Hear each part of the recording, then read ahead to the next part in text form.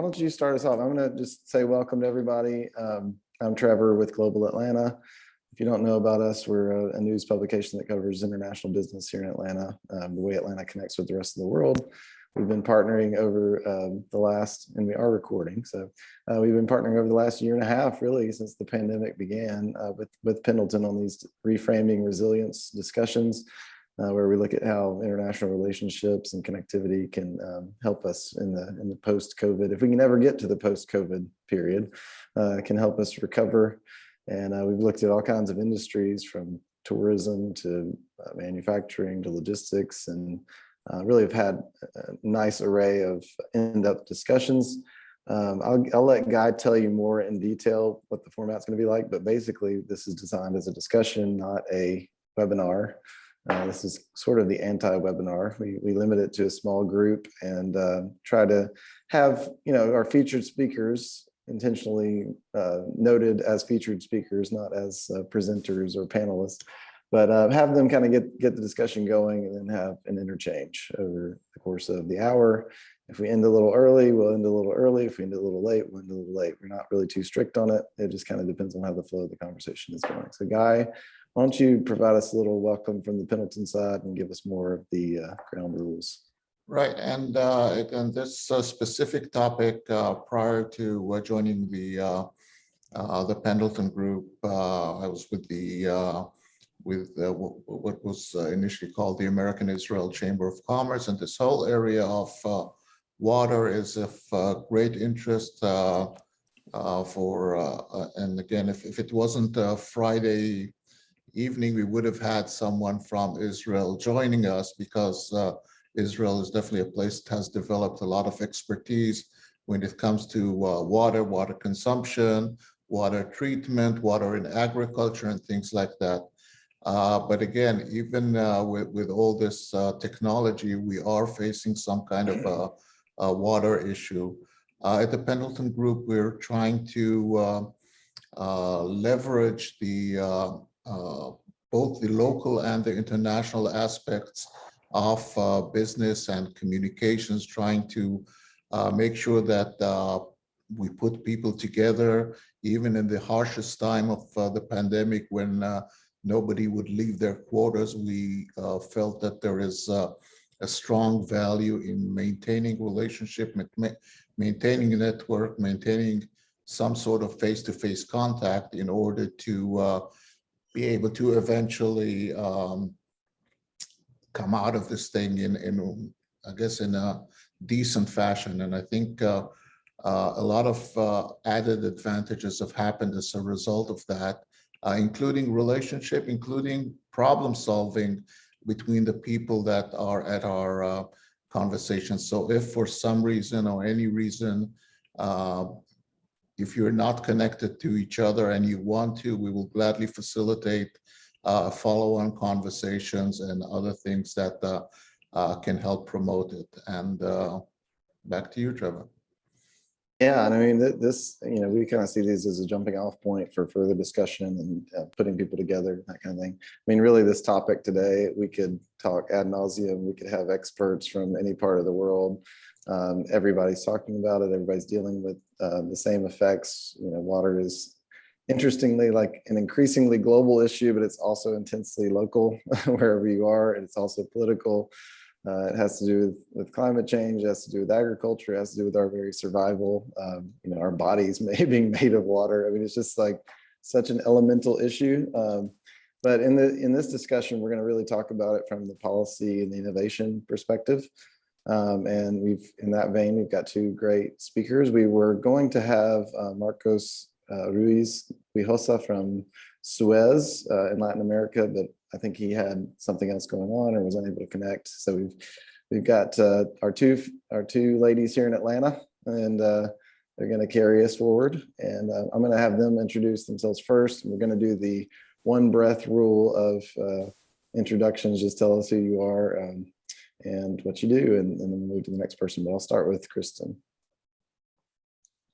Hi, good morning. My name is Kristen Vanden Heuvel, and I work for an organization called the Water Tower. We're an innovation nonprofit water hub in Gwinnett County, Georgia, focusing on all things motivation, or I'm sorry, innovation. And I noticed I took a breath, so I broke the rule. I Break the apologize. rule, gosh. We've got Doll Avant. Hello, I'm Dahl Levant. I'm the founder and CEO of Aquagenuity, where water meets ingenuity. We are, according to Google, the world's largest water database, helping you understand what's in your water much closer to real time. Nice, good one. Jacobus. Jacobus Boers. I'm at Georgia State University, Robinson College of Business. International business is my space, but also teaching in an undergraduate program and doing partnerships for the college around the world. Great. Luke. My name is Luke Carter. I'm just an environmental engineering student at the University of Texas. My aunt is Minori De Silva, who really graciously set me up here to listen on this call. So I really appreciate it. Awesome. Elliot. I'm Elliot Page, Airport Director for Air Service Development at Hartsfield-Jackson Atlanta International Airport. That's hard to say in one breath, Trevor. That's all right. Just say ATL next time. Yeah, just say ATL. And Awesome. I'm interested just because I'm interested in water. I'm from a small island. Climate change is a big impact on my island, where I'm from, and my, people I grew up with. And we're always concerned about the impact that the airport has on water, since the Flint River runs under our airport. Amen. All right, John. Hello, I'm John Parkerson. I'm an international business attorney at Hall Booth Smith, and I'm also the honorary consul general of Hungary. I just returned from Expo 2020 in Dubai, and Hungary's exhibit there was on water sustainability. It's called Aqua Roots. The entire pavilion is dedicated to water. That's awesome. We'll come back to that. That sounds great. Gayatri. I am the Executive Director for the Office of Corporate and Foundation Relations at Emory, and there are tons of programs at Emory that connect to resilience and sustainability, and we also are interested in water and climate. So I love this conversation. Perfect. Danny. Sorry, my dog was barking. You called on me, I guess. Yes. Danny Johnson. I'm the manager of the Metropolitan North Georgia Water Planning District, and we set the policy for water, all things water, watershed, stormwater, wastewater, water supply for the 110 jurisdictions of the Metro Atlanta area. Oh, awesome. Great. Let's see, Minori. Minori De Silva. I am an attorney and partner at Taylor English here in Atlanta, and the president of the Netherlands American Chamber of Commerce. And as you know, the Dutch are very involved in water management. Thank you. Awesome. I'm going to actually get up and walk around because my light went off. So I've got to trip the sensor again. But Guy, get us going real quick. And I think Jorge did not introduce himself yet. So Jorge, give us your, if I missed anything on the Pendleton thing, then. Yeah, I'm Jorge Fernandez. I work with Guy with Pendleton, and just a little bit more about Pendleton. We are anything about economic development, and some of the reference that Trevor mentioned regarding other resiliency roundtable that we have had. One of the things, there are two things in common. One is the fact that it's an international issue, and the second is anything have to do about economic development. So every one of those really is about economic development, and certainly water is one of those. And we work very closely with both businesses, organizations, and municipalities, cities, counties, et cetera, with their economic development strategy. So this is an integral part of that, the same as some of the other topics for some of you that have attended some of this before. So thank you for being with us, and we're looking forward to the conversation. Good. I want to start with Kristen because I'm not sure everybody knows about the water tower. So I want you to tell us about what that is. I mean, when I think of Gwinnett and water towers, I think of success lives here. But I don't know if that's if the water tower being the name of the innovation facility was a nod to that. But tell us about your existence as an innovation center, how you came to be, and how you personally came to join the water tower. You actually hit the nail right on the head. So if you're familiar with the 85 interstate, going to Atlanta or heading to Gwinnett, you saw those two big water towers, and on those water towers it said, "Success lives here, and Gwinnett is great." So when our CEO was trying to come up with a name for our new innovation center, we were born out of Gwinnett County Department of Water Resources. We wanted to pay homage to that kind of iconic water tower that everyone saw on their way to work or their way home. So that's where we came up with our name. But Awesome. Just to give you a little overview of who we are and how I came to be with the water tower, we are a set of 2 nonprofit organizations. So we have a 501c3 and a 501c4. As I mentioned, we were born out of Gwinnett County Department of Water Resources.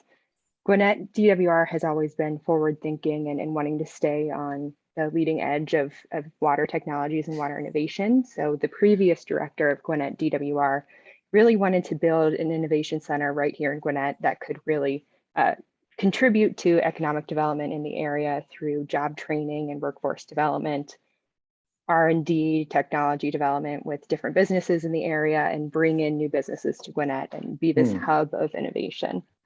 So we are building a campus on the tract in between. If you're familiar, you're coming up 85 and it splits off to 985 right in that wedge, right by the Mall of Georgia. We're building an innovation campus there. Right next to us is the F. Wayne Hill Water Resources Center. So building off of that really world-renowned resource that center is, piping in water flows to our campus and relying really heavily on them for water innovation. But our campus is, it's really 2 main areas right now that we're building and will be opening in March of next year.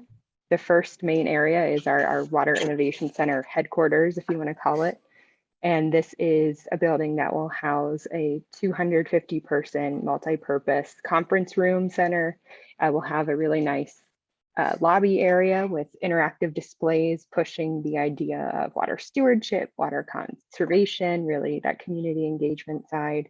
We'll have classrooms, 3 different labs focusing on analytics, experimental labs, and microbiology labs in there, working with universities and different folks to bring in their teams to do research on our campus. And also another area of campus that we're working on right now is our field training center. So focusing on that workforce development piece, not only with recertifications and continuing education of the workforce that's already out there, but reaching into schools and working with students during their senior years for our work study program. They come to the water tower for a couple hours a day for their senior year, get that experience. And by the time they're able to graduate and turn 18, they can sit for that water operator exam.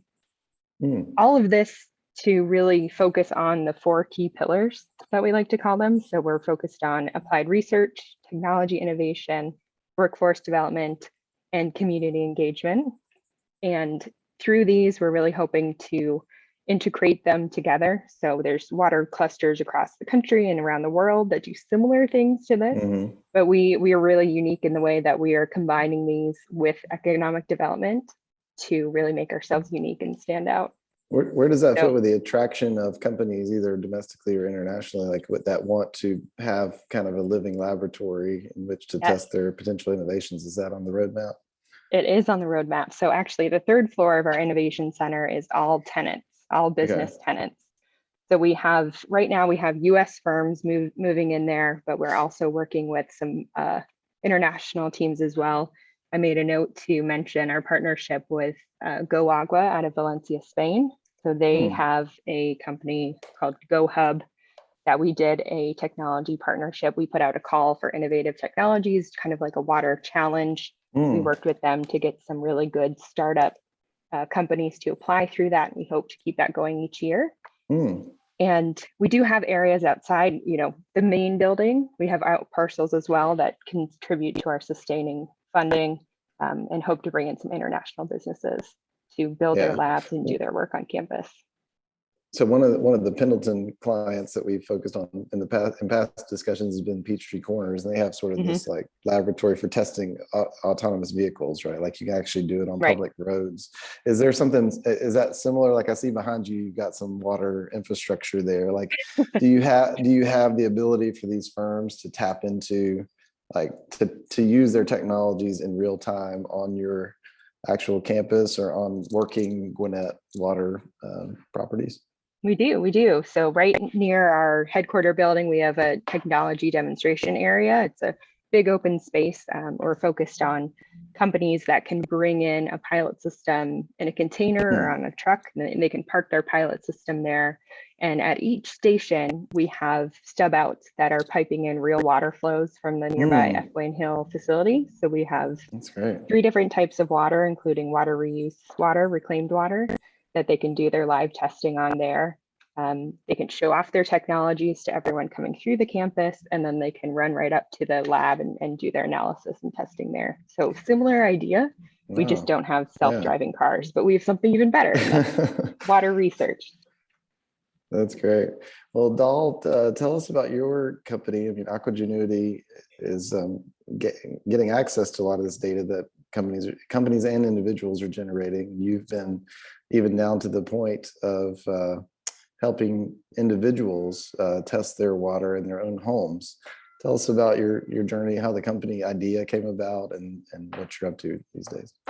Absolutely. So I was born and raised here in Atlanta, Georgia. Went to Frederick Douglass High School in Southwest Atlanta, proud native. I graduated, I went to Harvard University for undergrad. I also went back a few years later, studied data analytics at Harvard Business School. But I'm a serial entrepreneur, if you will, and I was working in the water space when Flint happened, right? So when it made, I guess, national or international headlines 5 or 6 years ago now.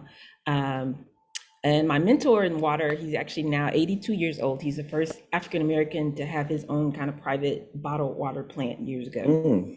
And he actually did a drink deal with Serena and Venus. That was his claim to fame. They sold it to Pepsi or something, I don't know. But in working with him, he invented like this really cool like water filter device. It was like really complicated and cool. And he got an award from Congressional Black Caucus. This is maybe 2014-ish.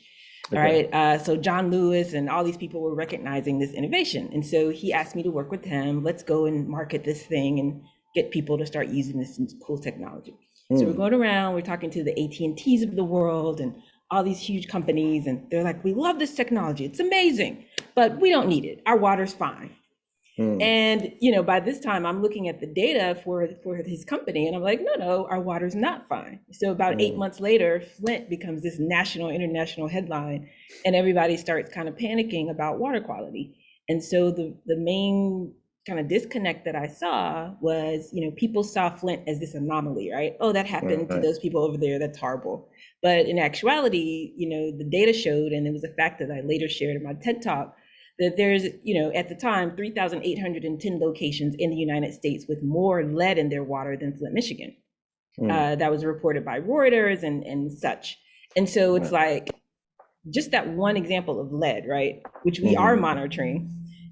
Think about how that impacts brain development for children, especially, which leads to, you know, less poorer educational outcomes, which leads to less economic, you know, development over time and their ability to earn income. If you think, you know, at a macro level, what happened to Flint, right? Raise your hand if you're going to move to Flint and buy a house in the next 50 years, right? So $300-400 billion in lost economic development and counting just for that one city. So now think about that happening in communities across the country just for the issue of lead, right? And then think about all the other issues like Aaron Brockovich, right? Chromium-6 is not really regulated by the EPA, and we know it's in all 50 states, and it just kind of goes on and on. Our infrastructure is really old. So who's monitoring this? What are we doing about this? You know, basically we live kind of in a world where, you know, as millennials, EPA was founded in 1970, right? So all of our lifetime, we're like, oh, somebody's taking care of that. But in actuality, they're monitoring what, about 93 contaminants-ish versus, you know, thousands that we know are in water supplies. So many of which are not illegal or not regulated and all of that. So we live in a world where humans are the sensors alerting us to water quality problems. And I just said, that's a problem. There should be an app for that. So why can't we fix that? So I set out to try to solve that problem and really quickly realized why no one had done it before, just because it's really hard to do. There's all these individual 151,000 or so individual water systems in the United States, all different formats and such. So it really became this massive data problem that we were able to solve. And I didn't realize that it was a big deal until NASA called, specifically Singularity University at NASA Research Park out in Silicon Valley. They named us a Global Impact Fellow. And that's right around the time when I finished this research project. There's a company called Breezometer out of Israel. They do air quality. And so there are plenty of sensors everywhere for air quality data, not as much data for water. So we're basically doing the same mission for water. And around all this time, to end the story, my dad got sick. And who knew? We didn't know what was going on. They thought, oh, he's old, diabetes, it happens. Long story short, because I was doing this research, we discovered that spikes in arsenic in the town he had moved to had led to complications with his health and such. He actually passed away from kidney complications because of that. And so 2 weeks after that, I started this company, and the rest has been history. Wow. Well, tell us how you're gathering the data and how you're introducing the sensors in places where there weren't, right? Because it seems like it could be a Zillow type thing, right? Where you're taking publicly available data and just making it more efficient and more easily digested by the public, but you're also gathering specific data through mailing things to people's houses and things like that. So like, how do you do that? And then how do you incentivize people to actually test? Like, I mean, it seems like if we had this kind of public trust, it's sort of, I guess, seems to have evaporated a little bit in the last few years. So I would imagine there's a little bit more appetite, but like, you know, how do you get someone to invest in knowing what their water quality is, I guess? Absolutely. So yeah, we definitely started with the public data. So in the US versus in international markets, some international markets, we have the benefit of the EPA, right? So any existing data, we've gathered all of that as a baseline. But again, it was very difficult to do because it's different formats. They report at different, frequencies throughout the year. A lot of things aren't monitored and such. So we spent almost a year and a half building a data engine that can pull and aggregate data from EPA, public utilities, municipalities, any publicly or semi-publicly available source, and kind of transform all that data, that raw data, into the same format and such, right? So we have an API, and you can kind of use it in different ways. That took some doing. And you have a score, right? Yeah, on top of that, we made it possible to be able to pull data from any test. So we like it when people are testing their water as a local initiative, or they're getting the tests from the local hardware store, like wherever the data is coming from, we like it, we want it. We're technology agnostic. And then on top of that, we're running a layer of analytics. So the first kind of famous algorithm I wrote was the aqua score, the same way the credit score works, right? Or the temperature.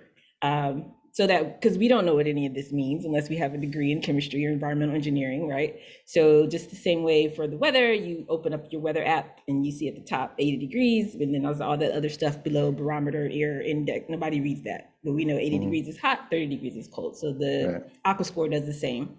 100 is good, 0 is bad, heat maps, blue is good, red is bad. So now, the average consumer can better understand what's happening with their water. So that was kind of the first leg of innovation that got Google and Amazon and some of these amazing folks to help fund us and help us kind of grow the platform.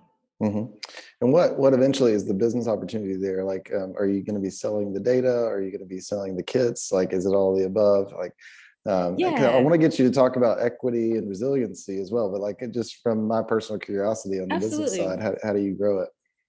It's been a really interesting journey from a business model standpoint, because we thought that kind of gathering that hyper local data, you talked about how water is this global issue, but it's very local, right? So we know what's happening at the watershed whenever they're testing, if that's once a year, once a quarter, even once a month, but what's happening at the tap, and so we had those test kits, ones right there, 23andMe of water. So you can just test it at your house, send it back in the mail, and you get a full profile, and we add that data to our database. That also allows us to kind of train our machine learning models, so we can predict. We don't have to have a sensor on every tap to kind of get a better sense of the local water quality forecast, if you will. So we thought that was going to be a cost for us, right? We'll have a big company, which we do now have. SoftBank is one of our investors. For those who don't know, they made Uber and Slack and WeWork into billion-dollar companies, and they said, we've got next. So, we could just kind of pay for kits to go out across the country, let our investor do that. But what we found, especially after Flint, to answer your question, people really want to know what's in their water. Like, they really, really, really want to know. And so they're willing to pay for it. So it actually became part of our revenue strategy in this first phase of the company. People buy the kits, we mail them out, they get the report back, and they're able to go on the dashboard and all of that.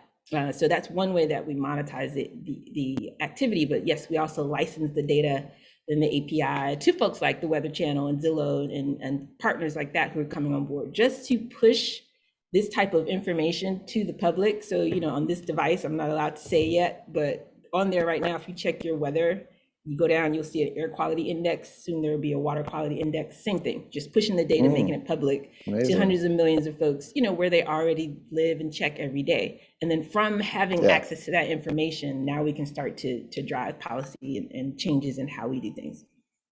Wow, that's amazing. And I wanted to last thing for you, and then I might bring in Danny, because I feel like we need to talk about what's going on and how people are how the government is investing in improving the water quality, especially when we're talking about these infrastructure bills that are being debated and funded recently. Yeah, I was interested in that as well. Because, you know, sure. So sorry, go ahead.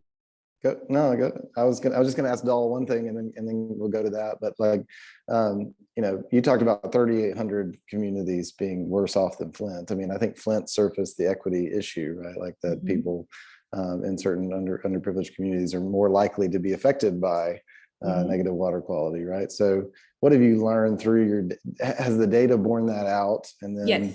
Are governments using your data to wake up to this fact and make investments that might fix that, or are they still sleeping on it? Yeah, this is kind of the great time to be doing the work that we're doing, because it's very disturbing, actually. If you take the data, you know, and then you overlay it with, you know, socioeconomic or any kind of other cross-section way to look at a map, it's disturbing. Like there's a county here, I don't call the county because I'm not political, we don't do that. We're just a data company, but there's the north part of the county, you know, on our map is kind of blue and green, we're good to go. And then the south part of the county is red, like everywhere. And it directly, you know, relates to kind of racial and socioeconomic, you know, lines that you can draw. And, you know, there's historic reasons for that and such. But what we love about this work, we've worked with, say, for example, the US Census Bureau, just something as simple as having a layer of data that you could put on top. And so instead of people kind of politicizing it, we just look at the data. Okay, this is a red zone. Okay, let's deploy our resources here. So the infrastructure bill, people kind of don't know, well, what do we do? This is one tool that they can use. Something as simple as saying, hey, we're going to eradicate all the lead lines in the United States. That was a big line from this administration. But the fact is, we don't actually know where they all are.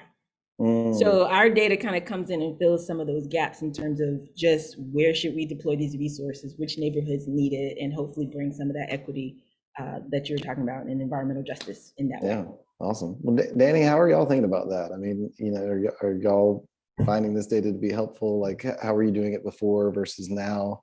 Does equity even come into the discussion, or is it just about providing the service? Yeah, I think in this realm, we're probably we're in our infant stages of trying to get around what Dalavant is working on.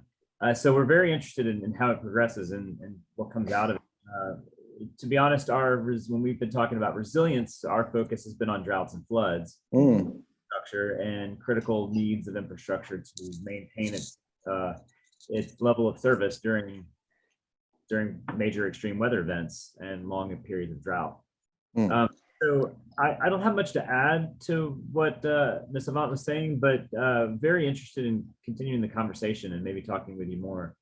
A lot of the work that would translate to is an area of water utility work that is highly regulated by EPA, or it is regulated by EPA and local EPD affiliates.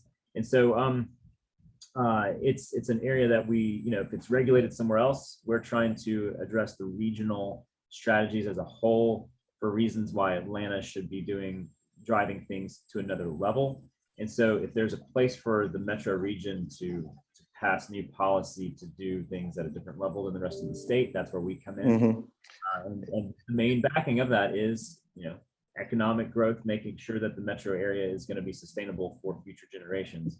So we do have homes here in 40 years. Trevor, I'm interested on Gayatri's to see what they're doing in her take from an Emory perspective. Sure. Actually, before we get on to that, Dal, I loved what you're doing.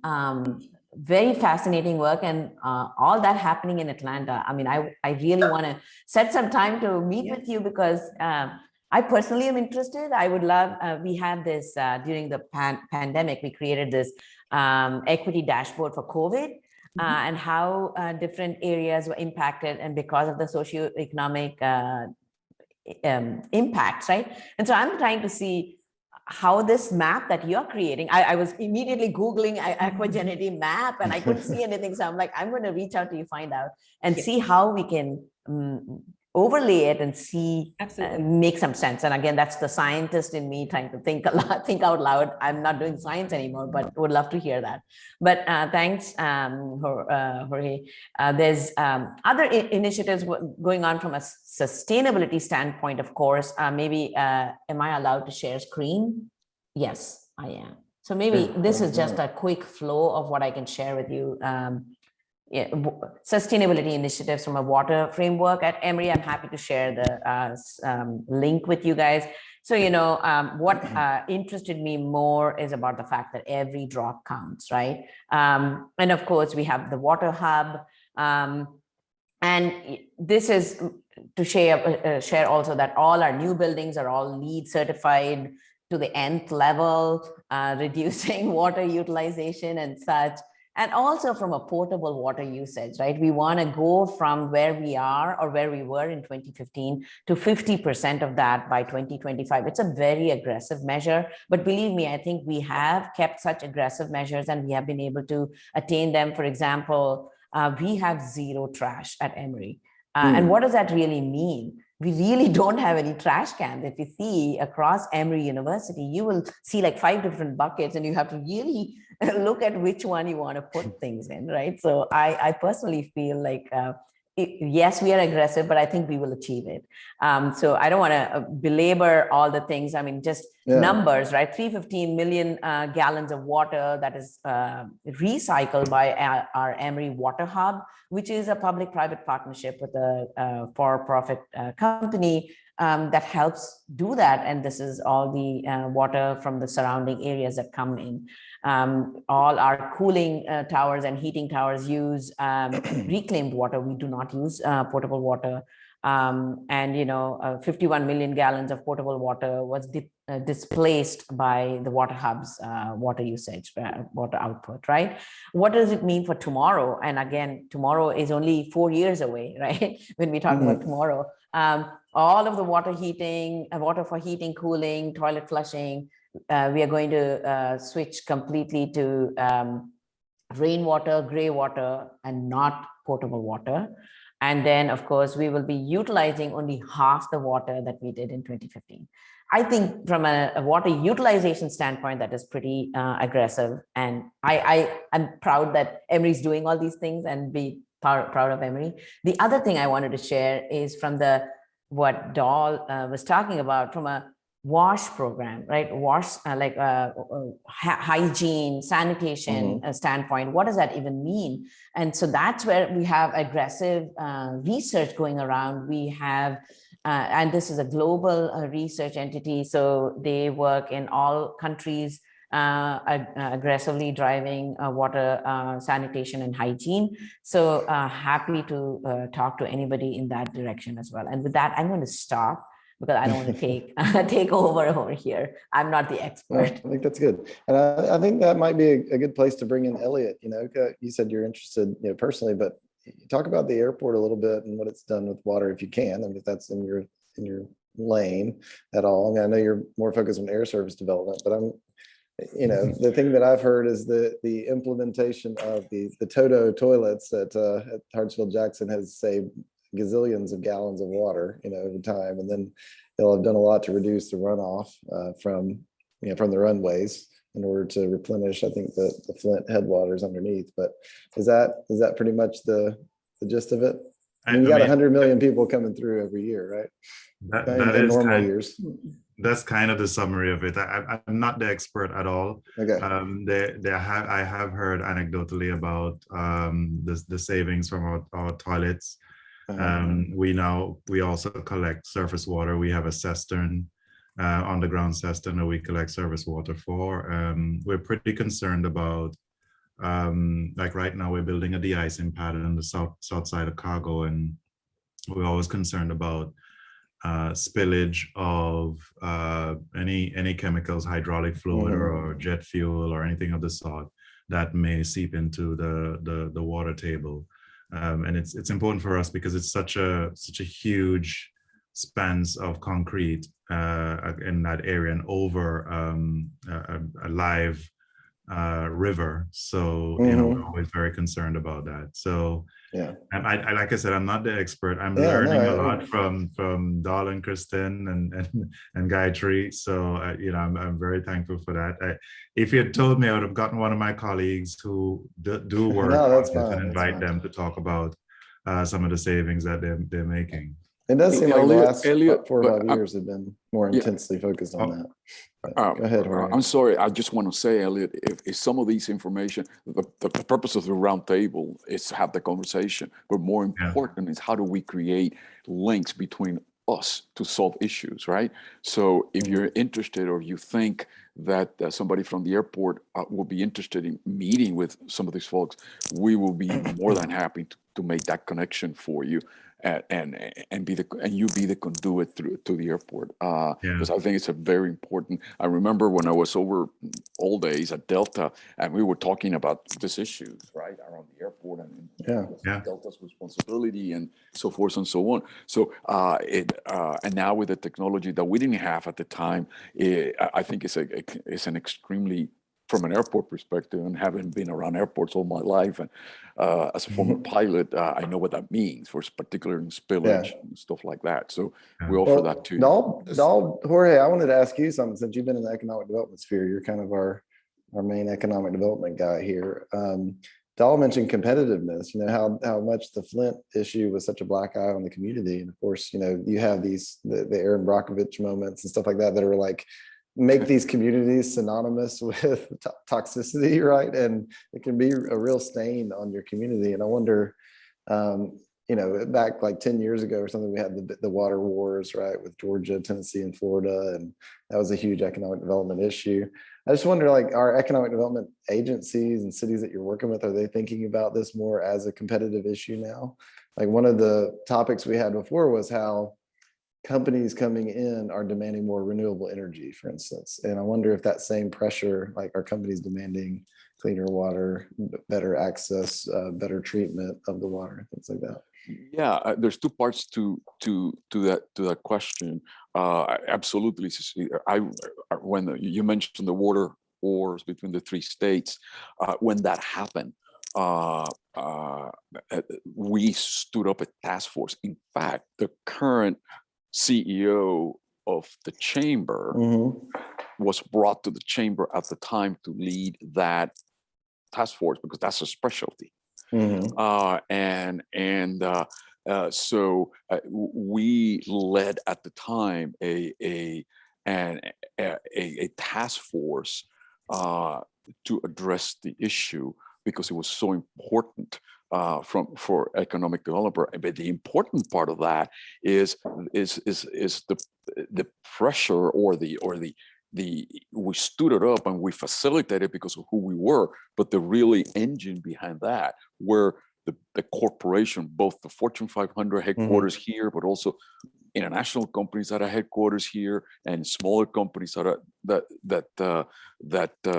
headquarters here, who really came to us and says, we need to take this bull by the horn and solve it. And so that's just a small anecdote on how important, and this was what, I don't know. 10 years ago. 10 years ago. And it continues.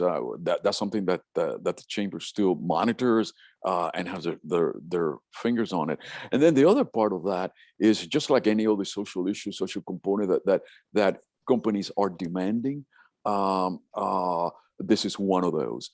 I was part of, for example, for economic developers, when we were recruiting companies, we were all set up with our economic development partner, whether from the state or from the municipality, Georgia Power, and so forth, to answer questions in the traditional, what I call economic development 101, which is they wanted to know about, workforce and training programs and GDP and unemployment and incentives. But the one who changed all that when we were competing from Amazon headquarters, because all the requests for information that came in from Amazon, we whipped the information out in statistical form within 48 hours. The really hard part came in on the second RFI, which we felt like we were in college at Jacobus, because it has to be answered in an essay form.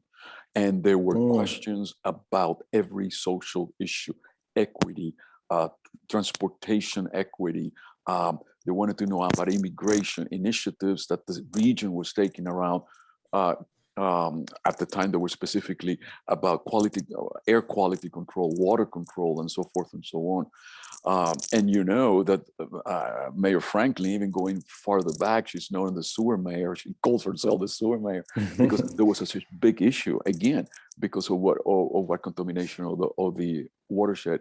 So to answer your question, yes, it is an integral part of economic development, from the planning, from the relationship with corporation, and as we talk and as we present the Metro Atlanta region as a competitive advantage when we're comparing ourselves to other parts of the world, and how we look for partners, particularly from the international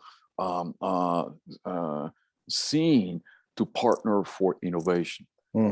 That's where we went to Israel. That's why we worked. That's how we met Marcos. Unfortunately, he couldn't be here, but at the time he was working for Aguas de Barcelona, who had a similar issue in Barcelona, and that's how that company made an investment and bought a company in Perry, Georgia, and moved it to Atlanta. It was called Utility Service, which is headquarters on 14th Street, which then through acquisition became part of Suez, and he was leading that effort. Yeah, So, but on the other hand, it does take second place to fossil fuels. Yeah. Fossil fuels is the carbon and all that is the big issue that will make or break economic development deals.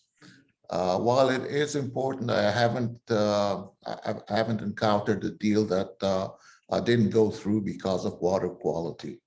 And I think that one thing that's really interesting in the in the composition of this conversation is that there's a bunch of people, a bunch of organizations, a bunch of government doing each one incredible things, including things that are happening at the water tower, which is Gwinnett, and then Emory, which is a bit further to the south, and the stuff that Dahl is doing and all that. My question is there actually a real centralized task force that is looking at how do we resolve this? Because everyone is presenting solutions. All the people who have talked so far, including things that are done at the airport, but is there a concentrated effort to resolve the program? Hey, Guy, the only comment I have about what you said, you're absolutely right. What companies are actively asking is about sustainability. But what the region was good at the time, and I think there's not in a coordinated well, is to get ahead of it's almost like the Flint issue, right? Is because we want to avoid those type of issues, but it's more reactive than proactive, which is what you're talking about. And that's, well, yeah, that's and I actually kind of wanted to ask, I don't know, Danny, do you want to jump in on that? Because, it seems like we have all these different authorities in the Metro Atlanta region, right? Like, and that could be a liability. It could actually be a benefit when you talk about having redundancy and, if multiple points of failure, right? If one system goes down, City of Atlanta, that doesn't mean Gwinnett goes down. Yeah. So like, I don't know, how do y'all think about this cohesion of, finding solutions across the metro versus each individual authority? So I mean, we touched on the water wars, and of course our states, it's not a water war, it's an economic war. They're trying to put our water resources at the greatest, appear to be at risk. from their threats and drive economic development to Birmingham or wherever that ends up being. So we've been fighting that for 30 years. And what what you were talking about earlier about the Metro Chamber coming together and needing to do something large, they helped create the Metropolitan North Georgia Water Planning District in 2001 when the legislature created it. And its whole purpose is to create that regional plan and strategy and common policy around all 15 counties to set water policy so that we can be economically stable. So what we do is we are able to set policy on our utilities and our local governments they have to implement to determine water discharges. So that's our ability to like drive change is through required policies. Now, our governing board is made up of elected officials and appointees from the governor, lieutenant governor, and speaker of the House. So we can only push down to our local government's requirements that the elected officials are willing to sign off on. What we do is we create action items that say all of our local utilities have to have a master plan. And in that master plan, they have to have one section that references their resilience risk and what their plans are to mitigate that risk in the future. Our plans are very flexible. So someone like a Gwinnett County could go spend $100,000 on a study and put it into this long section in their master plan, where like a small community like Hampton, Georgia has got a small water system. They could just do a paragraph on what they're doing. It's very flexible because we have all types of utilities. We have about 50 something utilities, water utilities in this. And so it is hard to say that just because one utility is doing a great job, that their neighbor is doing a really bad job and could cause risk. So what we try to instill is that interconnections with water systems are very important to require that redundant connection to water supply in the event you have a major outage. And securing our water supplies from Lake Lanier and Allatoona Lake, which are controlled by the Corps of Engineers, is one of the biggest things that we have focused on heavily at the Atlanta Regional Commission for decades. We've been able to win those court battles. We've been successful to this point, and things are looking really good for Metro Atlanta as far as our rights to the water. We have a small water source, very small water source for a city of our size. No other city of our size has as small of a water supply as we do. And that means that we have to we have to maximize our conservation efforts. So where this can help out is that conversation about when we try to push down conservation requirements from our policy, that there is local recognition and support that those are needed. So we're advance the plumbing code for Metro Atlanta. We're trying to do things that will impact how irrigation systems are designed and built, because irrigation loss of water that doesn't go back to the river. All these things are very important in our minds. So yeah, and this is important when it comes to manufacturing as well, because these big manufacturers are taking a lot of water to use in their processes and having to return it to the environment. So how are they returning it to the environment? For one, are they treating it beforehand? Is that a requirement? Are there different requirements around the state based on counties or cities that have less stringent regulation? And then this becomes an international issue because certain companies want to move to other places that have less stringent potential regulations so that they can get around that. But I thought maybe I'd ask John about that. John, for one, what did you see with the Hungary Pavilion? But also, what do you see when you're talking to companies, particularly international manufacturers that are coming into Georgia? I remember being in Augusta and at the graphic packaging plant where they make these huge rolls of paper and everything, and they were saying, "Oh, well, we use 40 million gallons of water a month," or something like that. It may have been even a shorter period of time, and we return 38. But there's still 2 million gallons of water that evaporates somehow, and they're treating it and they're trying to replenish it, but at the same time, these big factories are using a lot, but economic development requires it, right? Like we need to come up with a way that companies can frame this productively instead of it being a point of tension potentially. What do you see, John? Well, I see that the issues are the same pretty much in Georgia as they are in Hungary, for instance. Of course, a manufacturer inbound to Georgia is going to look at the availability of water. They also see water as a quality of life issue. But if you go to Hungary and how it, as just using it as an example of a typical smaller European country, I'm fascinated by the regional approach to water.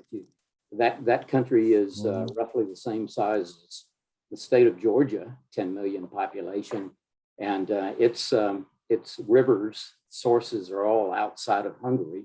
So the availability of that water supply is very, very critical to Hungary, and much of Hungary's investment comes from U.S. companies and German companies primarily that are interested in manufacturing, and so they have to be assured of an ample water source there. So those countries, Central European especially, I suppose, because of their proximity, have a regional approach. There's a Visegrad 4, which is Hungary, Slovakia, Poland, and Czech Republic, collaborate on water issues. And so it was interesting to me that when I visited Expo and saw Hungary's pavilion, it's called Aqua Roots. I mean, that's the name of the pavilion, is dedicated solely just to water sustainability. It's but not just as a source of water that's necessary for manufacturing, but it's also a societal thing. The environment is worth protecting. Much of their tourism industry is based on the availability of thermal heated waters for spas and that kind of thing. So it has a wide impact. And much of the efforts you see in Hungary in the NGO business is focused on keeping the water supply clean, keeping quality, but keeping a sufficient supply of water. Yeah. And for a lot of communities, it's become an existential thing, right? Like Minori, I don't know if you have any experience with this in the Netherlands, like when doing business there or bringing companies over here, but it seems like there's a lot of innovations around just managing water in a place that's below sea level, right? Like there's centuries of experience in that regard. Dutch companies are obviously very strong in that, but it's becoming, I think, a calling card for certain companies and countries that want to bring those solutions that they've created through necessity and those innovations to Atlanta and the other places around the U.S. Have you seen that some? I would agree with that. And we have a member of the Dutch Chamber called Arcadis, long-standing involvement in water management issues.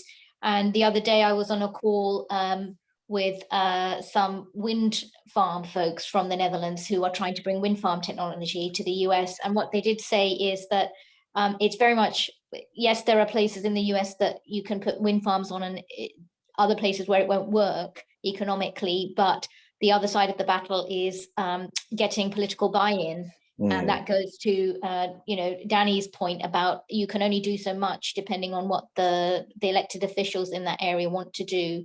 But I would say on that point, demographics change and political winds change, and with millennials, etc., being more focused on things like renewables and climate change.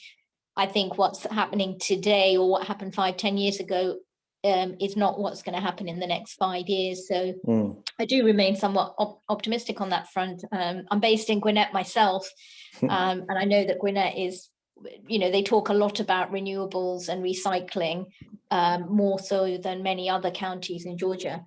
So, I'm hopeful that those dialogues carry on taking place, and that the water management side becomes more of a role. Yeah, I think John wants to say something. I want to go back to Kristen maybe to end it, but go ahead, John. No, I just wanted to build on something Minori just mentioned. I was reminded last week in Dubai about the importance of Dutch companies in leading the efforts to reclaim. So another aspect of water, about how they deal with water in adding to their land. So that's consistent issue. Yeah, and I mean, Asia, right? Like that's happening all over Asia too, right? Because you have crowded areas like Hong Kong, Singapore, et cetera, that have a lot of incentive, high land prices, right? A lot of incentive to reclaim land. Yes, the Dutch and the Belgians are very good at dredging, and but you know, and this affects us when it comes to logistics as well, right? We had the Port of Savannah having to be deepened, and that took really 20 years. If you look back, the initial studies were done like in the early to mid 90s, I think, by the the Army Corps of Engineers. So all the environmental remediation and things that had to happen. So it affects, it cascades down the chain. But what I wanted to ask Kristen is like, maybe our marching orders, like how do we systematize this interchange of information and innovations across, like maybe how is the water tower thinking about how you're going to do more like you've done with this Spanish company? Like how do we do more cross-border collaboration, I guess, and work that into the way we think about these things? That's a great question. And I did just want to throw in one thing before I get to that is it was sparked from some of the discussion, and that's as we're thinking about economic growth, and obviously with that comes population growth, and these water systems are set to serve a certain population, and obviously that needs to grow, and we have these awesome infrastructure dollars being put into that. But what comes along with that is a need for people to run the plants, right? A workforce that needs to be trained up and get ready to go for that. So we've done some work with the Georgia Association of Water Professionals, and we're estimating about 1,200 water jobs opening up in the next 5 years. And that's even without these infrastructure dollars being put in. So that's something to think about. And then in terms of the international conversation, you know, at the water tower, we want to be a facilitator. We want to be a forum for folks to have these conversations. So through workshops like this, roundtables, different convening events, we really hope to help facilitate that conversation and bring in folks from overseas and international companies as well, so we can learn from each other. Because although we're focused on the Southeast as a region right now, we're kind of starting in that area, and we hope to expand out, working with, you know, the great minds and the folks working on these problems from across the world, I think is hugely important and beneficial. Yeah, I remember going to a presentation at Kennesaw not too long ago about Mumbai and its water systems or lack thereof in certain cases, and how loss of land, rising sea levels, and how that impacts people's prospects for life, right? Like, so these things are universal is what I'm trying to say, and we can all learn from each other no matter where we are in the world.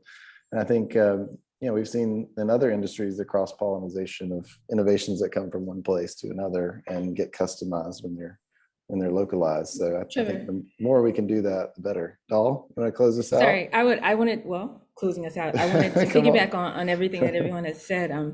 Because like you said, water is such a global universal issue, but it's also very, very hyper local. I think there's also this kind of trajectory of timeline, right? We started with a revolution around being environmentally conscious in the 60s and the 70s, and water conservation and all of that. And so that spectrum kind of leans over into water quality, and then climate change, and how do all of these things come together, and how do we use new technologies and apply them to water related issues, right? So that there's so much to be done, and everybody does all this great work.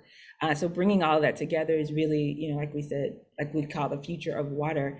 But we talked about like the United Nations and like everybody, we have this objective, 2030. One of the scary stats I tell people in meetings to get them to listen to me is, by 2030, according to the UN, there'll be a 40% greater demand for clean water than there is supply on this planet for the first time in human history. Like, what do you do with that? Right. Yeah. And so it's going to definitely take all the work from all of these university partners and all of the innovation to really figure out what that future looks like. And so we just really focus on trying to depoliticize, which is difficult to do, but I say water is not a political issue, it's a human issue, right? So the policymakers and the folks who are regulating and the folks who are overseeing and all the work that's been done, it all kind of aggregates back up to, hashtag humanity over everything. So I think if we empower people with the data, with, new technology, with, programs around equity and sustainability, I believe that all of us coming together, this is how we'll change the world. Love it. I think that's a great place to end it, guys. Guy, Yeah, if you wanna just close us one out? thing, this has probably been, this is our 14th roundtable, and this has probably been one of the more fascinating ones, especially for me.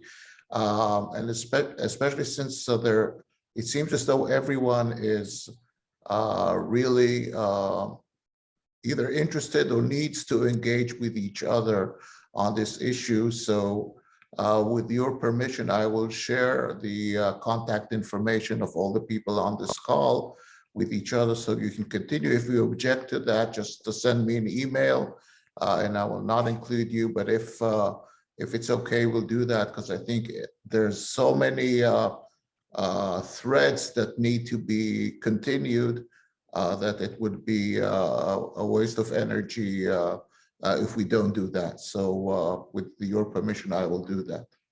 I'll give you a few hours to object, but hopefully by the end of the day, I'll do that. Please do. I have to say, so I've been kind of passively listening here to this fascinating conversation today. This was fabulous.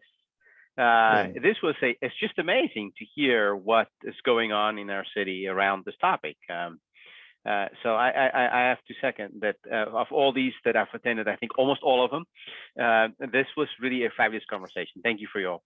Thank you, Jacobus. And I think that goes to show you quality over quantity, right? Like sometimes having a small group is not necessarily a bad thing, because we can have more time to discuss things in depth and get to know each other better. So thank you, Jacobus. Thank you, Guy and Jorge, for really leading this. And thanks for letting Global Atlanta participate. But Yeah, I just hope want to to be in touch with all of you. Not to end it on a dark mode, but I like your approach, Dole, and in terms of this is a human issue. It's not just an economic issue.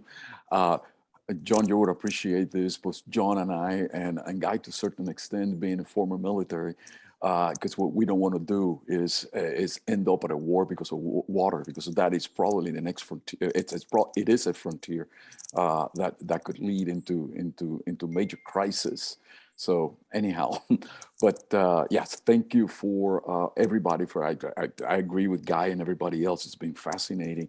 And what I like is it's not just the topic, but it's the chemistry that has been created through this conversation, that I think the collective knowledge of all of us in this table and either from, because you have the innovation, you have the tools, or you have the needs, or like the airport and so forth and so on from the academic side, Jacobus. Also, it should be a part of the discussion in business schools, etc. I think we do have a path forward to continue this to see how we could take this to the next level in terms of integration, working with the Atlanta Regional Commission or some of the government entities in the state and in the cities that are working with this issue. So yeah, I definitely think this is worth a potential follow-up with a bigger group right, as well.